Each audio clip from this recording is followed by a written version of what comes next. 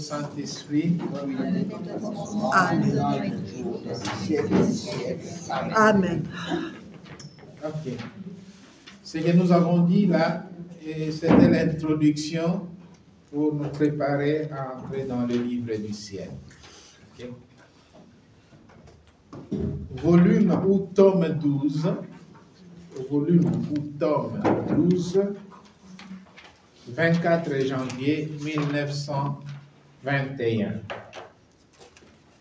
Ma fille, le premier fiat fut prononcé à la création, sans l'intervention d'aucune créature.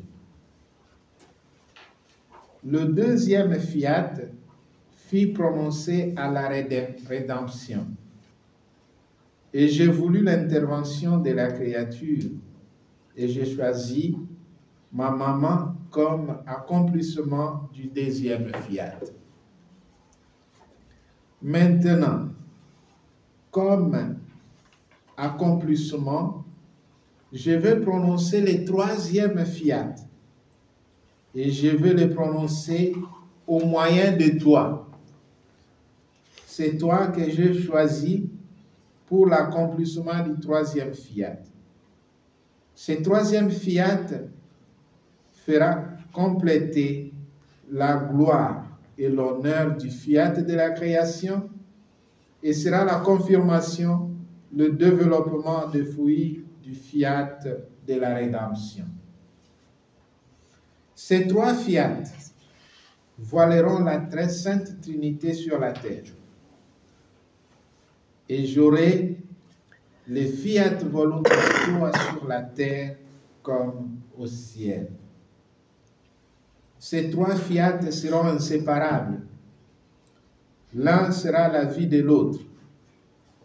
Ils seront un et trine,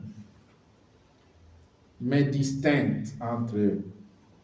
Mon amour le veut, ma gloire l'exige, car ayant libéré les deux premiers fiat du sang de ma puissance créatrice, il veut libérer le troisième fiat, car mon amour ne peut plus le contenir, et cela pour compléter l'œuvre sortie de moi. Autrement, l'œuvre de la création et l'œuvre de la rédemption demeureraient incomplètes.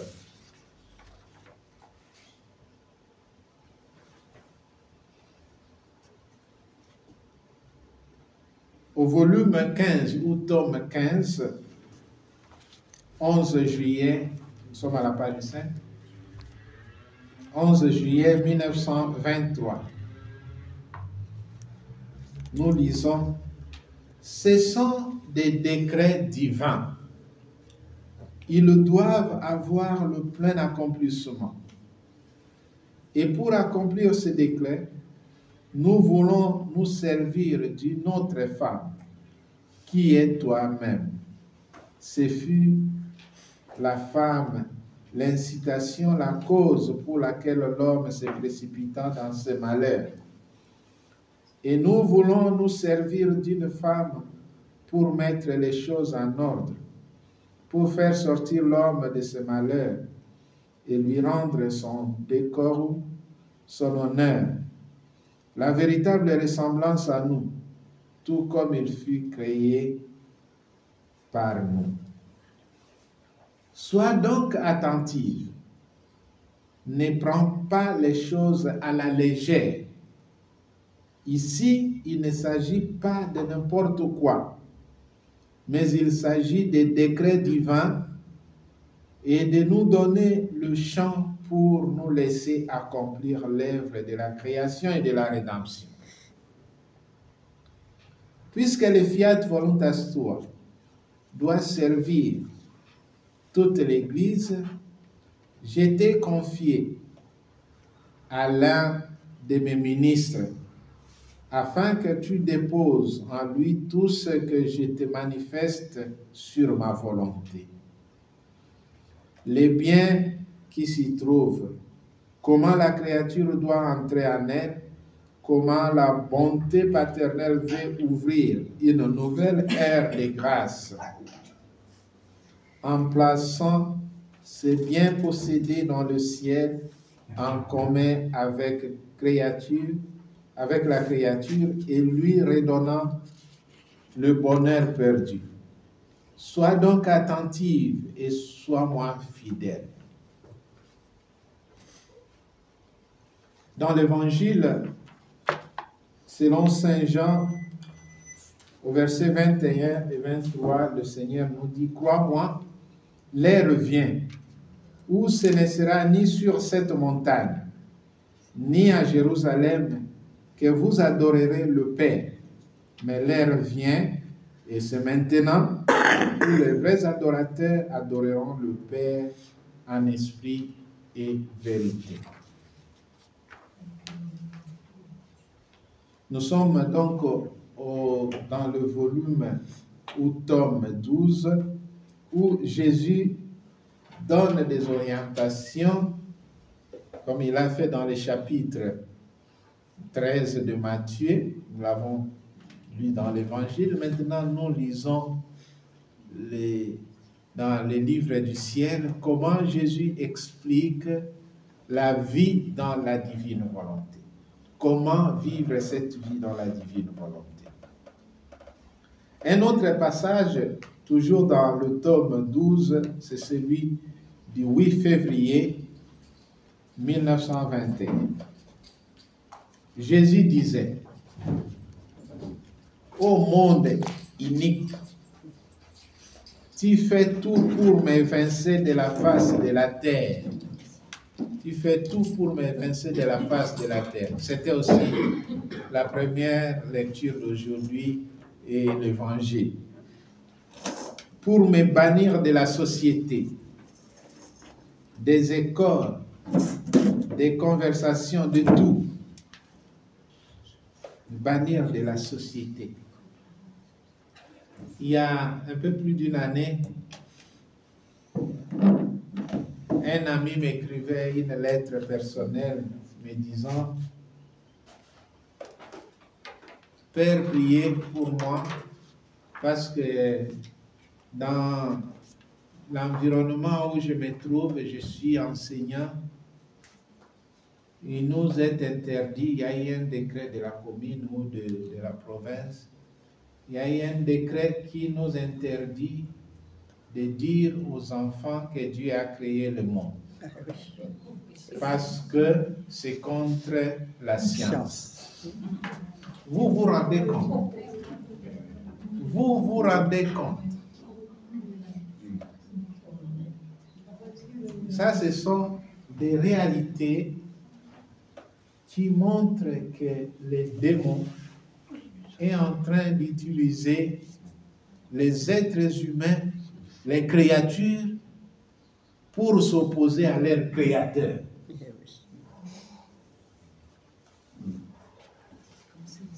Qui n'ait plus de croix dans des places publiques. Mais vous pouvez, la croix fait peur aux enfants, c'est vrai. Mais quand vous célébrez Halloween, vous faites des dessins de serpents dangereux, ça ne fait pas peur. C'est drôle. C'est drôle. Ce monde a été créé. Ce n'est pas le fruit du hasard. Ce monde a un patron. Le monde a été créé pour la gloire de Dieu. Et maintenant, on utilise le monde pour se moquer de Dieu. Pas seulement pour se moquer de Dieu, mais pour mettre Dieu en dehors de sa propre créature. Où va l'homme? Où va l'homme? Où allons-nous avec ce monde? Si quelqu'un porte le chapelet, il scandalise les autres. Comment? Qui vous a dit ça?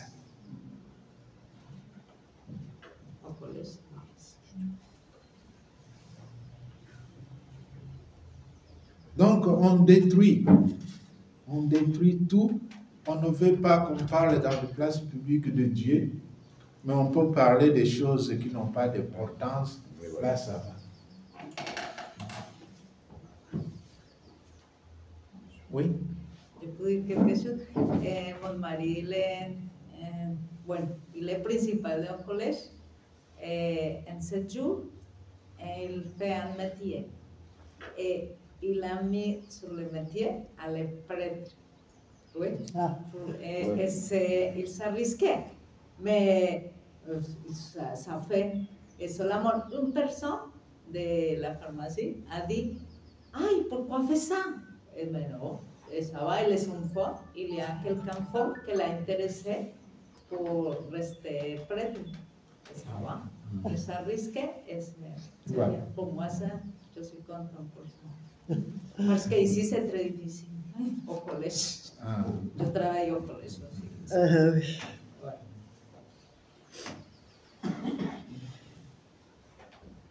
Nous devons donc prier. Nous devons donc former une armée blanche par l'armée des armes et des missiles balistiques, l'armée de la puissance divine. Pour nous opposer aux forces du mal. Pour nous opposer aux forces du mal. Moi, j'ai une question que je me suis souvent posée, je n'ai pas la réponse. Pourquoi, au niveau de la divine volonté, il y a beaucoup d'évêques et même de cardinaux qui sont contre la divine volonté, qui ne veulent pas que la divine volonté soit diffusée? Je ne dirais pas qu'ils sont contre.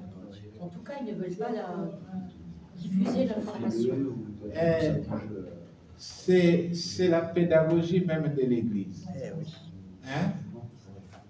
Au contraire, ça doit nous faire plaisir. Parce que c'est la vie même de Jésus. Jésus, quand il a fait des miracles, on a dit qu'il a fait ça au nom de Belzébuth. Quand il prêchait, on dit qu'il est vantard, il prétend être fils de Dieu. Et vous vous rappelez, un jour, on voulait les lapider.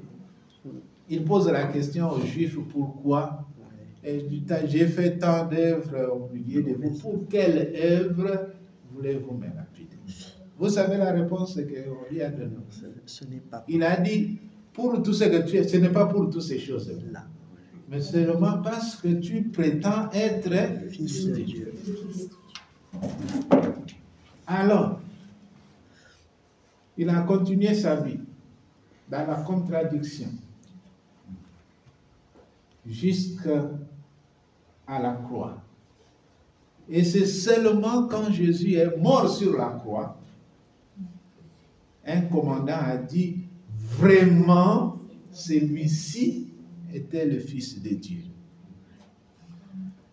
C'est là, ce genre de difficultés que nous rencontrons dans la vie témoigne, comme je l'ai dit à la messe, que notre bien, notre unique protecteur, notre unique approbation, c'est Dieu lui-même.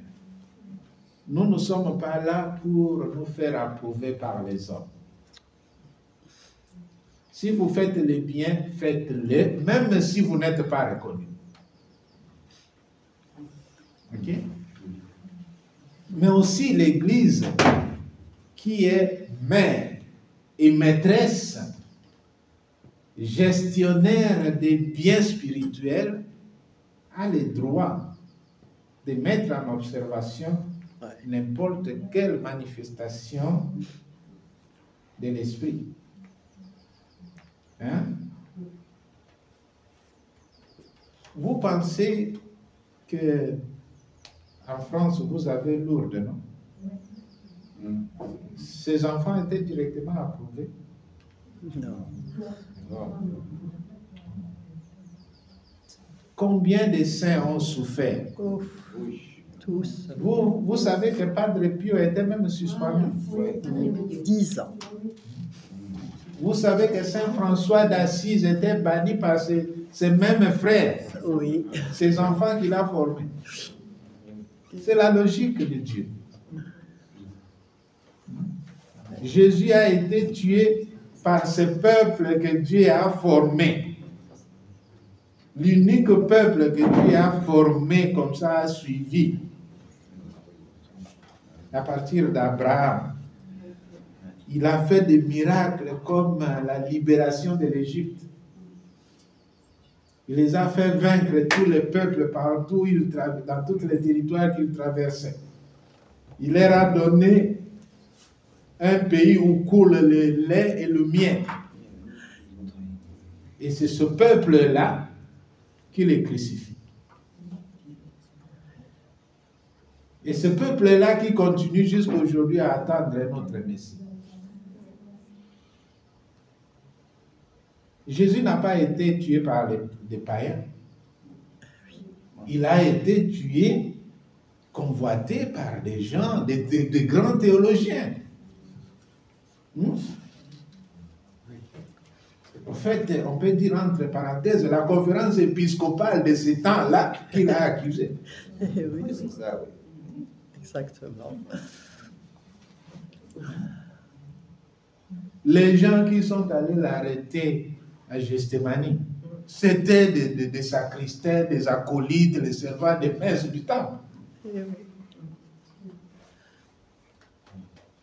Donc c'est la logique de Dieu. Son origine humble et modeste. Dieu vient à nous. Voyez comment il est né à Bethléem. Comme n'importe quel enfant. Il n'a même pas eu de place dans la maison, dans les auberges. Ça va? Oui. Quelqu'un me disait qu'il y a un procès de béatification pour celui qui a tué Sainte Marie Goretti. Ah oui. Vous avez entendu ça? Oui. Non. Oui, parce qu'il a fait une conversion extraordinaire. C'est ça qui compte. Donc Dieu utilise toutes ces oppositions, ces attitudes, pour que après ça devienne des signes de sa victoire. Ça va? Donc n'ayez pas peur, prions, vivons saintement, et même sur la croix, on dira vraiment celui-ci était le Fils de Dieu. Ça va, hein? Oui. Louisa, elle-même a vu ses écrits rejetés, mis à l'index. Et ça, c'est un élément important pour ceux qui vivent dans la divine volonté. Qu'est-ce qu'elle a fait? Prier. Qui pouvait imaginer qu'une pauvre femme, presque illettrée, qui a passé 65 ans au lit, sans sortir, et que ses écrits pouvaient maintenant dominer le monde entier? Il faut aller à Korato une fois, rester quelques 2-3 jours et voir combien de personnes passent là de tous les pays. De tous les pays du monde. Louise n'a fait aucun effort. Chaque chose a son temps. L'être humain a son temps et Dieu a son éternité. Ça va?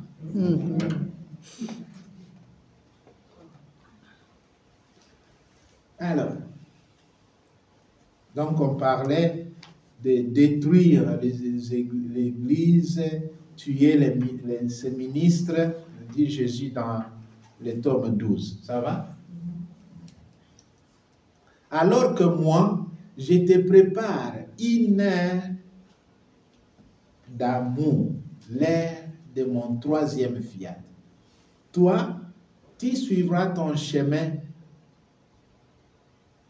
alors que moi, je te confondrai par l'amour. J'irai à ta suite et te devancerai pour te confondre par l'amour. L'âme de Dieu, c'est l'amour. Et Dieu ne se laisse pas intimider par nos péchés. Ça va? Comment? C'est rassurant. Ah. Parce que Dieu est immutable. Et nos péchés n'ont pas la force de changer la nature de Dieu. Ça, il faut le savoir. Dieu est Dieu pour toute l'éternité. Dieu est créateur pour toute l'éternité. Même si dans certains pays, je ne sais pas où, on décrète qu'on ne peut plus parler de Dieu a créé le monde. Parce que ça contredit leur science. Qu'est-ce que signifie la science? Un tâtonnement. La connaissance de l'homme, c'est... Oui. La science, ça devrait être la connaissance de la création que Dieu a faite. C'est pas contradictoire. Oh oui. Oui, mais ça... On imagine on croit qu'on imagine des équations avec notre intelligence, alors qu'en fait...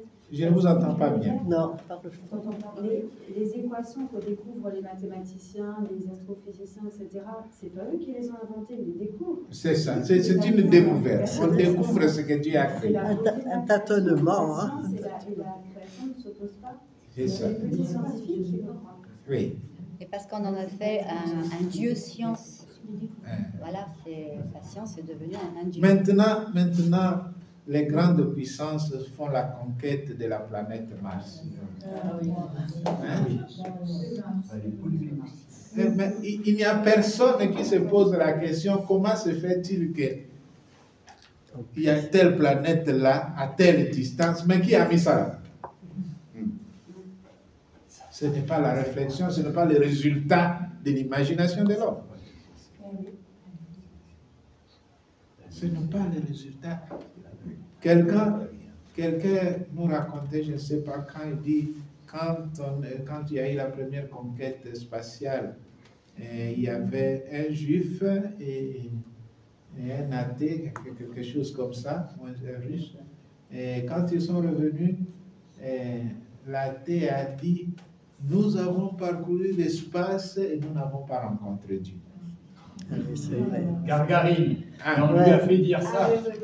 C'était Yuri Gargarine, mais c'était la promotion du régime communiste athée. Ah oui, soviétique. C'est ça. Donc Yuri Gargarine, on lui a fait dire, j'ai fait 14 fois le tour de la Terre et je n'ai pas, je n'ai pas rencontré Dieu. Oui. Mais les Russes disaient sous le manteau quel est l'homme le plus malheureux du monde? C'était Yuri Gargarine, parce qu'il a fait 14 fois le tour de la Terre et il a fini par retomber en Union soviétique.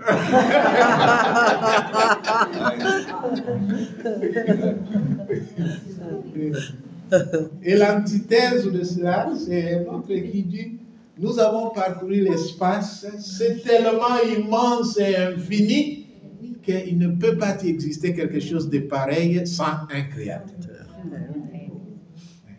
Donc, calme. Toutes ces agitations de ceux qui prétendent être des intelligences en soi, on a dit ce matin à l'homélie, tu m'as enseigné et maintenant je sais. C'est Dieu l'origine de la connaissance et de la science. Ouais. Bien sûr.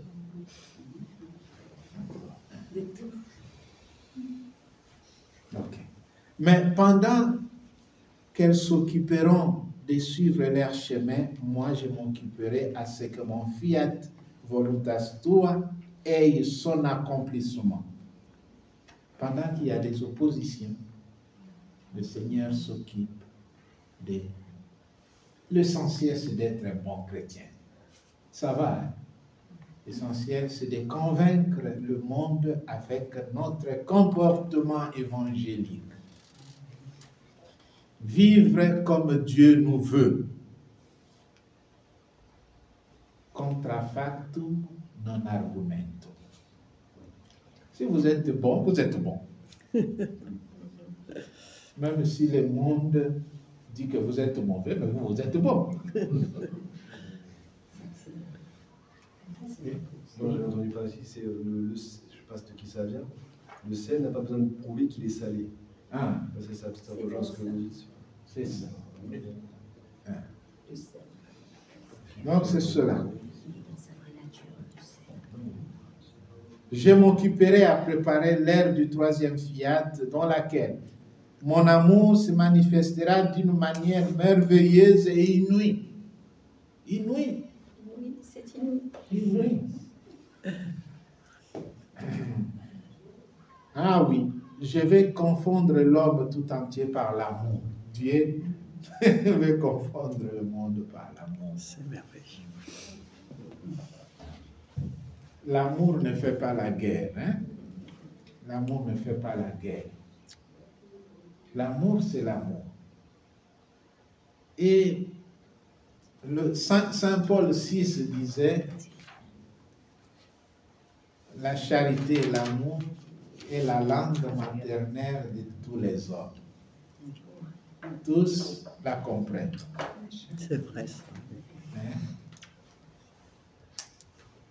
Quand vous mettez de l'amour, vous construisez le monde. Quand vous mettez la haine et la division, vous détruisez. Parmi les accusations contre Jésus, il y avait celle-là qui disait, il a dit qu'il va détruire les temples et les reconstruire En 3 jours. Vous vous rappelez de ça dans la Passion? Ouais. Est-ce que Jésus avait dit ça? Non. Jésus avait dit ça. Il avait dit détruisez ce temple. Pas ce temple.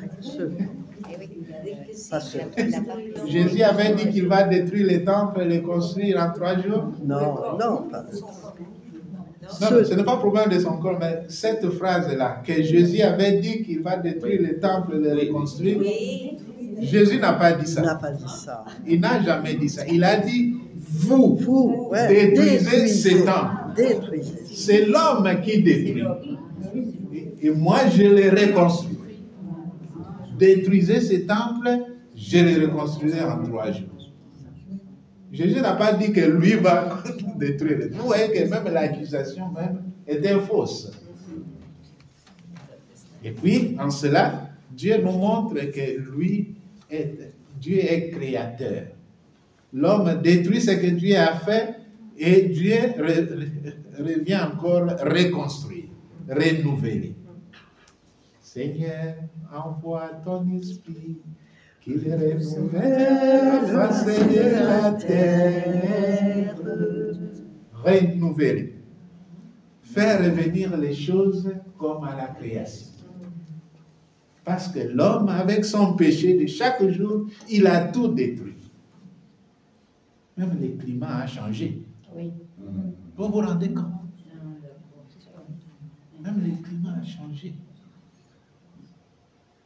Il y a des choses que nos aïeux ont vues que nous ne verrons plus jamais.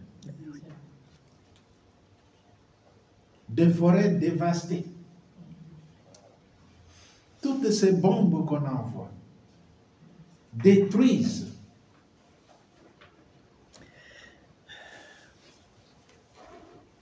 Alors, la vie de la divine volonté, c'est justement ça que Dieu renouvelle encore ce monde.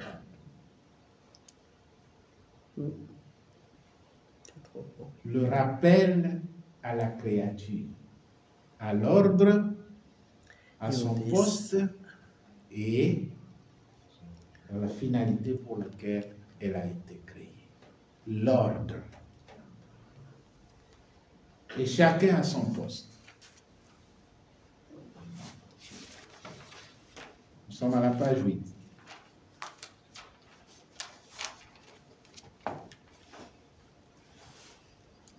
Ma fille, sommes au tome 15, 14 juillet 1923. Le monde entier est sens dessus-dessous. Et tous sont dans l'attente des changements, des paix, des nouvelles, des choses nouvelles. Tant d'attente, des changements et des choses nouvelles. C'est vrai ou c'est faux? Tous nous voulons qu'il y ait l'entente entre les nations, qu'il y ait la paix partout dans le monde. Le bien-être, ce n'est pas seulement pour moi, c'est pour tout le monde. C'est ce que Jésus nous a enseigné dans la prière de notre Père. Donne-nous aujourd'hui. Et quand il enseigne à la prière, il dit d'abord, vous quand vous priez, dites notre Père. Il n'a pas dit de dire mon Dieu, mon Père. Il a mis ça au pluriel. Pour dire que Dieu n'est pas mon Père privé. Et moi, je ne suis pas l'unique fils de Dieu dans le monde. Ce que Dieu me donne n'est pas seulement pour moi, mais aussi pour les autres. Pas seulement pour nous qui vivons maintenant, mais aussi pour des générations futures. C'est ce que Jésus fait. Quand il nourrit plus de 5000 hommes, sans compter les femmes et les enfants, vous vous sentez mal? C'est l'Évangile qui le dit. Mais c'est bien dit au fait en faveur des femmes. Après, on ramasse 12 corbeilles. Pourquoi c'est resté? De ces quelques pains et poissons, on mange à satiété et puis il en reste encore. Pour nous dire que l'abondance de biens du royaume n'est pas seulement pour moi et n'est pas seulement pour maintenant.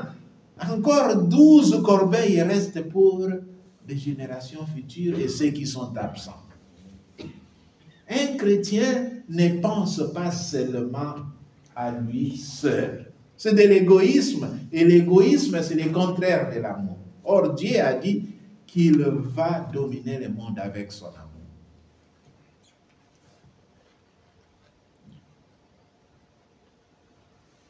On ne cherche pas seulement son bien personnel. L'autre dimanche, là, nous avons lu l'évangile de la transfiguration. Vous vous rappelez? Vous vous rappelez? Un des évangiles qu'on a lu pendant les dimanches de carême.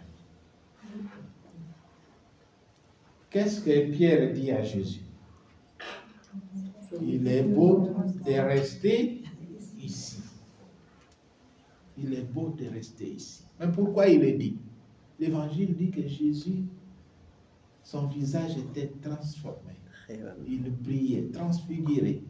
Ils étaient tellement bien. Mais dans la prière de Pierre, qui demande à Jésus de rester là et construire seulement 3 tentes, une prière que Jésus n'approuve pas, parce que ce n'est pas dans la divine volonté, dans la volonté de Dieu.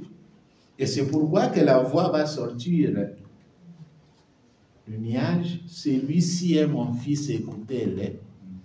Parce que là, c'est Jésus qui avait invité les 3 apôtres, Jacques, Jean et Pierre. Donc quand quelqu'un vous invite, écoutez-le. Mais dans l'évangile, quand vous lisez le récit de la transfiguration, Jésus n'avait pas encore parlé, Pierre prend la première parole. Restons ici. Mais au lieu même de poser la question à Jésus, quel était ton plan en nous invitant de venir ici? Jésus ne va pas accepter qu'il reste là. Et c'est comme ça aussi qu'après, ils ont vu que Jésus est resté seul. Même Moïse et Élie, pour qui Pierre voulait construire d'autres tentes, n'étaient plus là. Jésus leur dit de descendre. En disant à Jésus, restons ici, Pierre a oublié que dans le collège des apôtres, ils sont 12. Et là, ils ont monté seulement à 3. 9 sont restés au pied de la montagne. Entre ces 9, il y a même son propre petit frère André. Cela arrive à l'homme de notre temps.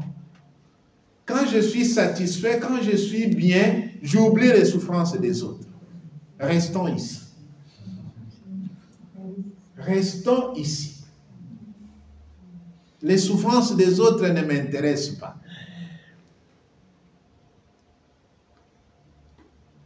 Nous devons vivre comme ça dans la divine volonté.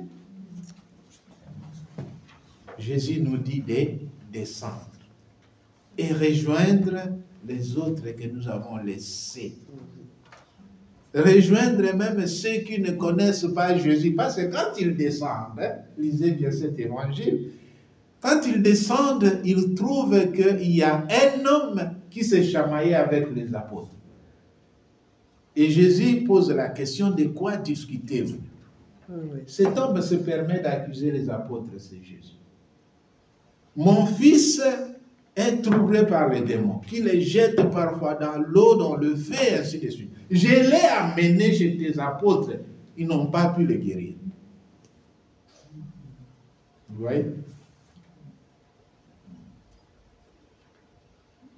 Et Jésus résout les problèmes, mais avec ses gestes, il nous a montré aussi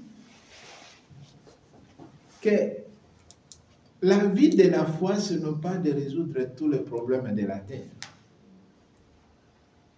Nous serons tous satisfaits seulement quand Jésus descendra de sa gloire à la fin des temps. Le fait que les mauvais et les bons sont ensemble jusqu'au moment de la moisson.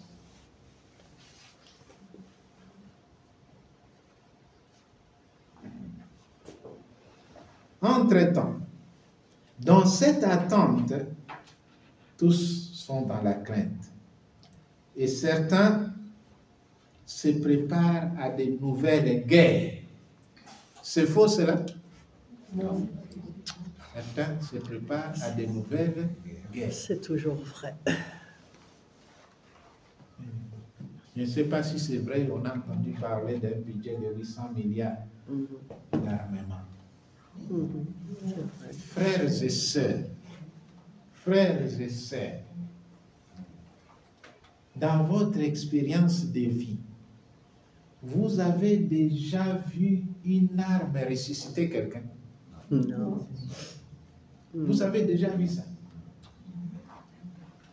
Qui fabrique des armes, qui donne des armes, qui fait un projet d'armes est un criminel. Parce que les armes, les bombes, les chars de combat ne font que tuer, ne donnent jamais la vie. Ça, il faut le savoir. L'unique chose qui peut reconstruire le monde, c'est l'amour. Comme seule la lumière peut dissiper les ténèbres. Une autre voie ne serait pas celle de Dieu.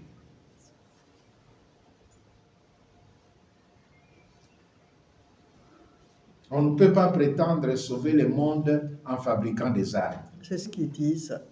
Qui veut la paix prépare la guerre. Depuis les Romains, on dit ça. Et là, on nous le resserre en plus.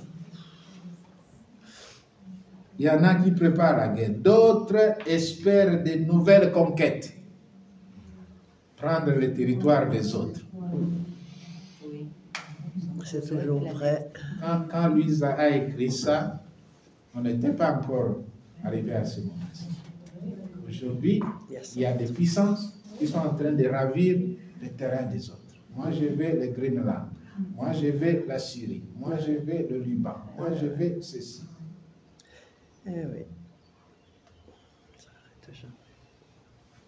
Certains se préparent pour les nouvelles conquêtes. Mais par cela, les peuples s'appauvrissent. La guerre appauvrit. Hein? La guerre appauvrit. Le pape Benoît l'avait déjà dit.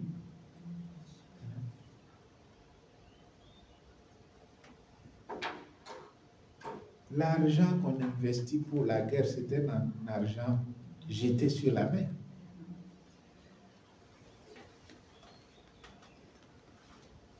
Pour donner de bons salaires à ceux qui travaillent, on dit qu'il n'y a pas d'argent. Pour aider ceux qui sont dans la souffrance, on dit qu'il y a la crise économique. Mais pour acheter des armes, il y a suffisamment. Pour les soins, pareil. On a perdu l'ordre. C'est comme ça que Dieu nous rappelle à l'ordre. Savoir mettre les choses, l'ordre de la création, mettre les choses en ordre selon leur importance.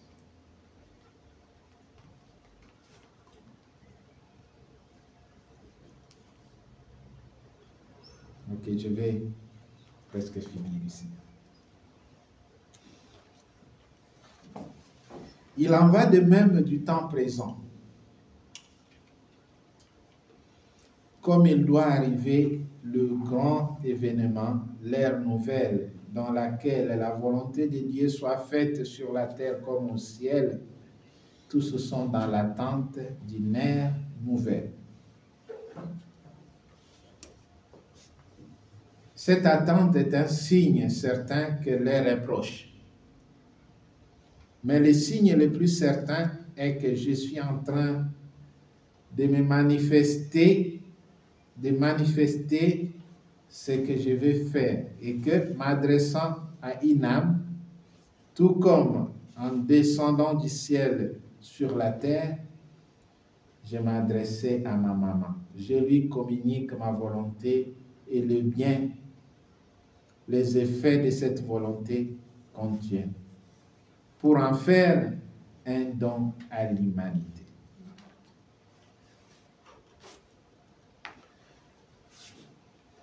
Je veux faire revenir les choses comme au commencement de la création. Au commencement de la création, tout était en ordre. C'est le tome 21, 24 avril 1925. Je vais faire revenir les choses comme au commencement de la création, qui ne fut rien d'autre qu'un déversement d'amour qui dure encore. Car ce que nous faisons une fois, nous le faisons pour toujours, l'acte unique de Dieu. Et Dieu dit que la lumière soit. Et la lumière fut. Et le soleil est là. Nous l'avons trouvé. Il est toujours là. Bien chers frères et sœurs, Dieu a créé toutes choses. Et Dieu, c'est l'artisan parfait qui, à chaque fois qu'il a créé quelque chose, il a fait aussi la correction, la vérification. Et il a donné la conclusion de sa vérification. Tout était bon. Et Dieu vit que c'était bon. Ce que Dieu a fait est parfait. Ce que Dieu fait est toujours bien et bon. Et quand l'homme prétend corriger ce que Dieu a fait, il tombe dans la destruction. Il tombe dans la destruction. Mais si nous respectons les choses telles que Dieu les a créées, tout ira toujours en ordre et tous nous serons bien, tranquilles.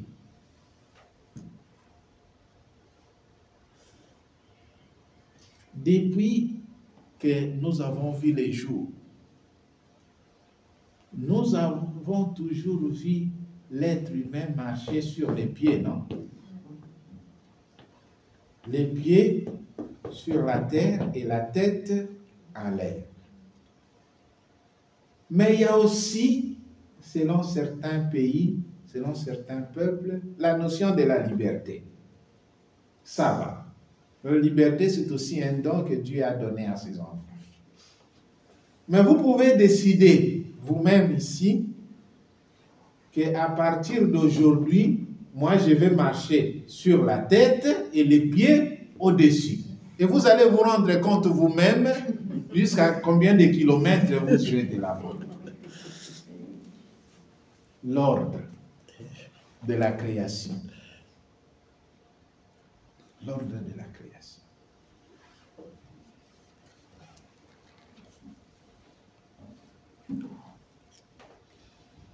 Tel est l'ouvrage divin, accomplir un acte qui dure pour les siècles des siècles, même pour toute l'éternité.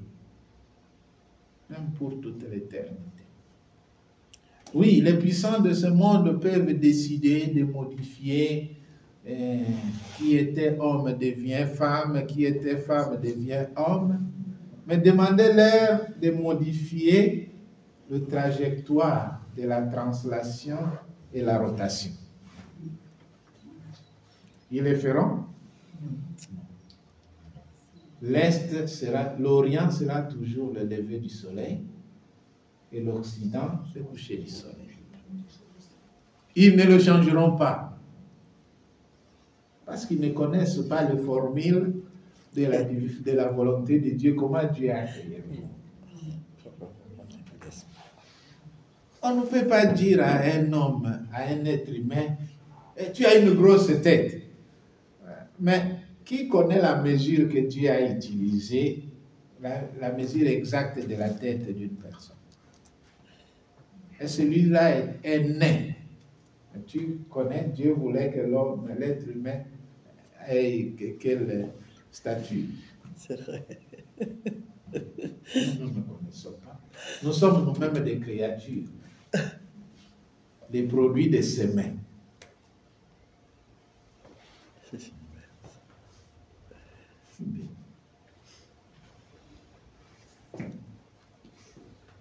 Et si notre souffle venait à manquer, la génération des créatures finirait. Dieu soutient la création, car elles ne sont rien d'autre que des étincelles de notre souffle en voie pour féconder la croissante génération. Et nous attendons le royaume de notre divin fiat. Nous avons lu l'évangile du royaume maintenant. Vous vous rappelez ce matin? Nous attendons le royaume de notre divin fiat pour faire que cet amour en nous, en planant, descende au milieu des créatures. Ça, c'est le tome 21, 24 avril 1927. Voilà.